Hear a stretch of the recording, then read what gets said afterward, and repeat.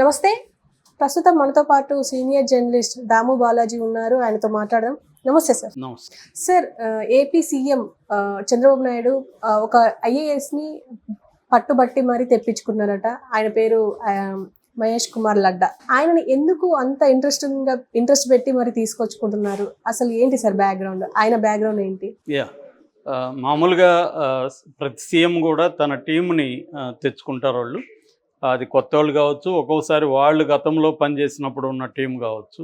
ఎందుకంటే టీం అనేది very important. మనకి బ్యూరోక్రాట్స్ కావచ్చు, ఇటు సివిల్ అంటే పోలీసు ఫోర్స్ కావచ్చు. సో తను అనుకున్న పద్ధతులు తనకు అనుగుణంగా పనిచేస్తారు. లేదా కొంతమంది ఏమో ఎఫిషియన్సీకి ఇంపార్టెన్స్ ఇస్తారు, కొంతమంది లాయల్టీకి ఇంపార్టెన్స్ ఇస్తారు, కొంతమంది ఏమో ఆల్రెడీ ఎక్స్పీరియన్స్ పనిచేశారు.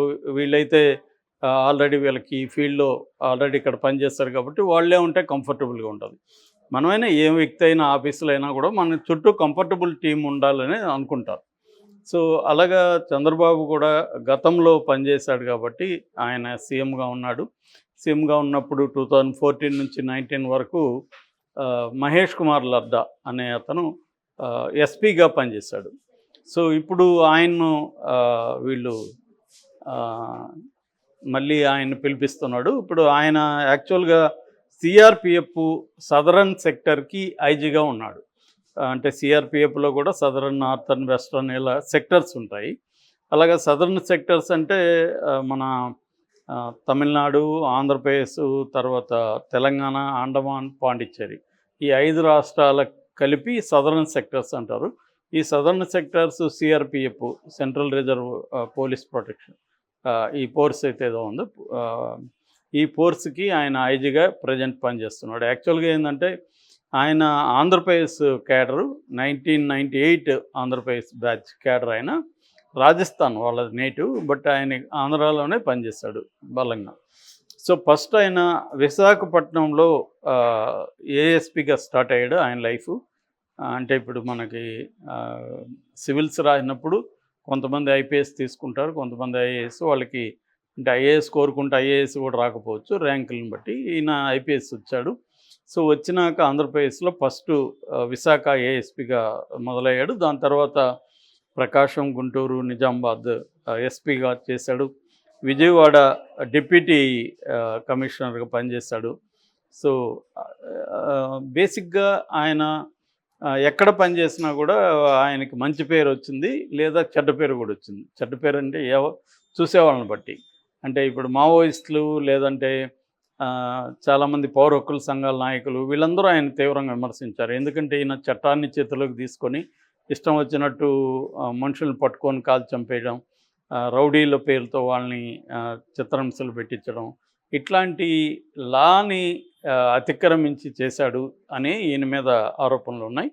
అయితే గవర్నమెంట్కి సంబంధించి, తెలుగుదేశానికి సంబంధించి ఈయనకి మంచి పేరు, మంచి రికార్డు ఉంది ఆ రకంగా. అయితే ఈయన ప్రకాశం డిస్టిక్లో ఎస్పీగా పనిచేసినప్పుడు అప్పుడు అక్కడ మావోయిస్ట్ మూమెంట్ చాలా స్ట్రాంగ్గా ఉండేది. ఉమ్మడి నేను చెప్పేది ఉమ్మడి ఆంధ్రప్రదేశ్లో. సో అంటే 2005 ఆ ప్రాంతంలో ఈయన అక్కడ పనిచేశాడు. పనిచేసినప్పుడు ఈయన చాలామంది మావోయిస్టులని ఫేక్ ఎన్కౌంటర్లో కాల్చేయడం. ఇది ఈయన ఒకడే కాదు, చాలామంది ఎస్పీలు నక్సలైట్, అప్పట్లో వాళ్ళు నక్సలైట్లు అనేవాళ్ళు. అప్పట్లో సిపిఐ ఎంఎల్ పీపుల్స్ వార్ ఆ పార్టీ పేరు. సింపుల్గా పీపుల్స్ వార్ పార్టీ అనేవాళ్ళు. సో పీపుల్స్ వార్ నక్సలైట్లు ఎక్కువగా నల్లమల్ల ఏరియాలో పనిచేసేవాళ్ళు. సో ఈయన అక్కడ పనిచేసినప్పుడు ఏంటంటే వాళ్ళను చాలామందిని పట్టుకొని కాల్చి చంపేసి ఎన్కౌంటర్ పేరు చెప్పడం. కోబ్రా అనే ఒక సపరేట్గా ఒక పోలీసు ఫోర్స్ని పెట్టి ఈ నల్లమల్ల కోబ్రాసు ఇలాగ పేర్లు పెట్టి ఏంటంటే పోలీసులు కాకుండా ప్రైవేట్ ఆర్మీలాగా వ్యవహరించేవాళ్ళు. వీళ్ళకి ఏమి లా ఉండదు, ఏముండదు, వాళ్ళు ఎంత ఖర్చు పెట్టినా అడిగేవాడు ఉండడు. ఇలాగా వీళ్ళు వెళ్ళి వాళ్ళని ఎన్కౌంటర్ పేరుతో చంపేయడం, ఇవన్నీ చేయడం. అప్పట్లో ఏంటంటే ఎంతమంది నక్సలైట్లను చంపితే అంత రివార్డ్స్ ఇచ్చేవాళ్ళు, వాళ్ళకి ప్రమోషన్లు ఇచ్చేవాళ్ళు, వాళ్ళకి డబ్బులు కూడా ఇచ్చేవాళ్ళు ఎంత కావాలంట. అలా అంటే ప్రోత్సహించడం, మనుషుల్ని చంపితే ప్రమోషన్. సో ఈ ప్రమోషన్ల కోసమే చాలామంది చంపేసిన వాళ్ళు ఉన్నారు. చంపితే ప్రమోషన్ వస్తుంది, ఓడిపోతే మనకేముంది అన్న ఒక ధోరణి పోలీసులు రావడానికి ప్రధానంగా ఆయా ప్రభుత్వాలు తీసుకున్న నిర్ణయాలే. సో ఇతను అలాగా ఇది చేశాడు. దాంతో 2005లో ఏప్రిల్ 27న ఇతను మార్కాపురం ఏరియాలో ఇతను తన క్యాంప్ ఆఫీస్కి మధ్యాహ్నం 2 గంటలకు భోజనానికి వెళ్తున్నప్పుడు ఇతని మీద మందు పాత్ర పెట్టి పేల్చారు. అయితే ఇతను మిరాక్యులస్గా తప్పించుకున్నాడు. అది ఒక ఇంటర్వ్యూలో ఆయన డీటెయిల్గా చెప్పాడు కూడా ఎలా జరిగిందనేది. సో ఆయన అంత 27 జరిగితే 25న తిరుపతి వెళ్ళానని చెప్పాడు. సో తిరుపతి వెళ్ళి ఈ మావోయిస్టులకు సంబంధించి ఒక ఆపరేషన్ని మేము తిరుపతిలో ప్లాన్ చేసుకున్నాం. సో ఆపరేషన్ ఎందుకంటే ఆ తర్వాత రాజకీయ నాయకులు, పెద్ద నాయకులు సభలు సమావేశాలు ఉన్నాయి, వాటి మీద ఏమన్నా నక్సలైట్లు అటాక్ చేస్తారేమో అని ముందే మేము అఫెన్సివ్లోకి వెళ్దామని, సో మేము ఫారెస్ట్లో కోంబింగ్ పేరుతో కొంత టీముల్ని ఫామ్ చేసుకొని పంపించాము. 26 నేను వచ్చాను. 26 వచ్చి ఇక్కడంతా కూడా మార్కాపురం ఏరియాలో ఉన్నాను. సో ఇక్కడ పనిచేశాను. రకరకాలుగా కంప్లైంట్లు వస్తే అవన్నీ పరిష్కరించాను. ఆ తర్వాత 27 కూడా మధ్యాహ్నం వరకు ఈ బిజీలో ఉండి లంచ్కి దీనికి వెళ్ళాను, క్యాంప్ ఆఫీస్కి. మామూలుగా నేను 3 రూట్లు ప్లాన్ చేస్తాను, ఎందుకంటే నాకు ఇది మావోయిస్టులు అటాక్ చేస్తారనే ఒక ఐడియా నాకు కూడా ఉంది. అందుకని ఏ రూట్లో ఎప్పుడు వెళ్తానో నేను ఎవరికి తెలియదు. అలాగా నేను ఆ రోజు కూడా సడన్గా ఒక రూట్ అనుకొని ఆ రూట్లో వెళ్ళాను. బట్ వాళ్ళు ఆ రూట్లోనే అటాక్ చేశారు. అంటే వాళ్ళు కూడా 3 రూట్లో కాపులా కాస్తుంటారు. వాళ్ళకి కూడా మామూలుగా నక్సలైట్లు ఏం చేస్తారంటే ఎవరినన్నా ఒకరిని టార్గెట్ చేయాలంటే ఒక 6 నెలలు 1 ఇయర్ నుంచి కూడా ఒక్కొక్కసారి సీరియస్ అయితే రెక్కీలు చేస్తారనమాట. అంటే ఇప్పుడు ఫర్ ఎగ్జాంపుల్ హైదరాబాద్లో ఒక టాప్ పోలీస్ ఆఫీసర్ని అటాక్ చేయాలనుకో, ఒక టీం ఏం చేస్తుందంటే ఇక్కడ వచ్చి ఆఫీసర్ ఉన్న ఏరియాలో ఎక్కడో ఒక చోట ఒక టెంపరీగా ఒక చిన్న ఇల్లు తీసుకుంటారు. ఇల్లు తీసుకొని స్టవ్ అవన్నీ వంట చేసుకొని పెట్టుకొని కూర్చుంటారు. సో వీళ్ళు రోజు ఏంటంటే ఇతను ఎక్కడెక్కడ ఉన్నాడు, ఎట్లా తిరుగుతాడు, మార్నింగ్ నుంచి ఈవినింగ్ వరకు షెడ్యూల్ ఏంటి, ఇదంతా స్టడీ చేస్తారు. ఆ రూట్ అంతా సర్వే చేస్తారు. ఎక్కడ అతనికి వల్నరబుల్గా ఉండే పాయింట్ ఎక్కడ, మనకి సేఫ్గా ఉండే పాయింట్ ఎక్కడ, ఇవన్నీ చెక్ చేస్తారు.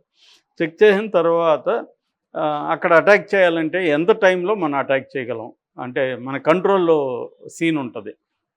అంటే మన కంట్రోల్లో ఉండాలంటే మనం ఎక్కువసేపు ఉన్నాం అనుకో వేరే అటాక్ చేయొచ్చు, వేరే పోలీసులు రావచ్చు. సో క్విక్గా చేయాల్సి ఉంటుంది. అంటే సీన్ వీళ్ళ కంట్రోల్లో ఉంటే వీళ్ళు ఈజీగా చేయగలరు. సీన్ వీళ్ళ కంట్రోల్లో లేదు అనుకో, అప్పుడు కష్టం అవుతుంది. అందుకని ఇవన్నీ చూస్తారు. అట్లాగే చేసిన తర్వాత రిట్రీట్ అంటారు దాన్ని. అంటే వాళ్ళు అనుకున్న ఒక ప్లేస్ ఏదో ఉంటుంది, ఎక్కడికి వెళ్ళాలి ఇది చేసేసిన తర్వాత. సో చేసిన తర్వాత ఎలా ఎస్కేప్ అవ్వాలి, ఆటోల్లో వెళ్ళాలా, లేకపోతే టూ వీలర్లు తీసుకోవాలా, లేకపోతే వాక్ చేసి వెళ్ళాలా, ఎట్లా వెళ్ళాలి, ఎట్లా వెళ్తే పోలీసులు మనల్ని ఎట్లా ట్రేస్ చేసే అవకాశం ఉంది, వాళ్ళకి దొరకకుండా మనం ఏం చేయాలి, ఇవన్నీ వర్కౌట్ చేస్తారన్నమాట. అంటే ఒక మిలిటరీ డిసిప్లిన్ ఉంటుంది నక్సలైట్ ఇది. ఎందుకంటే అది వాళ్ళు ఇండివిజువల్గా కాదు, వాళ్ళకి ఒక మిలిటరీ సెల్ ఉంటుంది.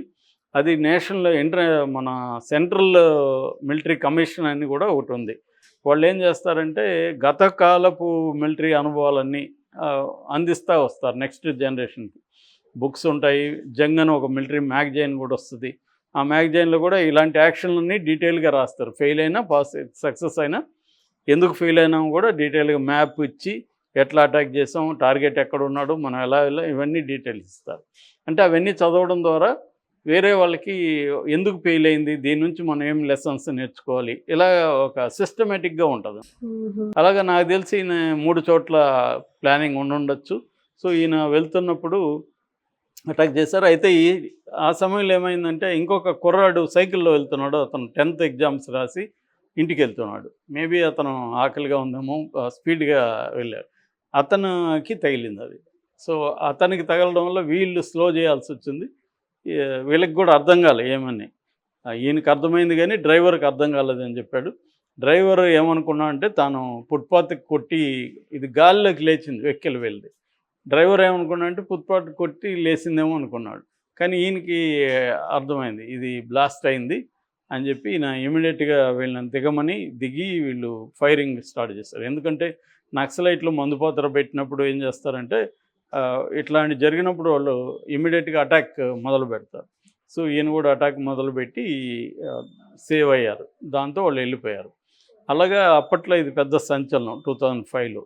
సో అట్లా ఈయన చంద్రబాబుతో కలిసి చాలా కాలం పనిచేశాడు.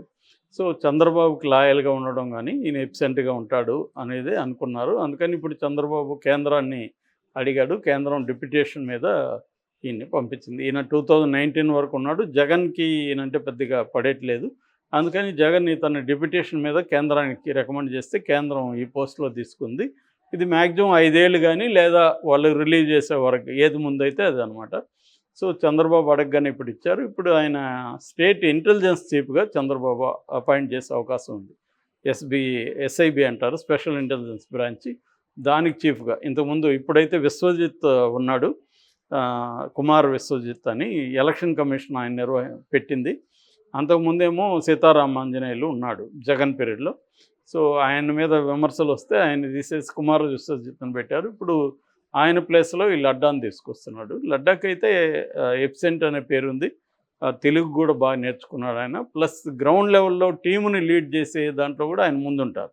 మామూలుగా ఎస్పీలు హెడ్ క్వార్టర్స్లో ఉంటారు, కానీ ఈయన మార్కాపురంలోనే క్యాంప్ ఆఫీస్ పెట్టుకొని అక్కడే ఉన్నాడు. నిజానికి అది రిస్క్గా అయినా కూడా ఆయన దానికి రెడీగా ముందున్నాడు. సో అందుకని చంద్రబాబు మళ్ళీ తనని తీసుకొస్తున్నాడు. Okay sir, thank you.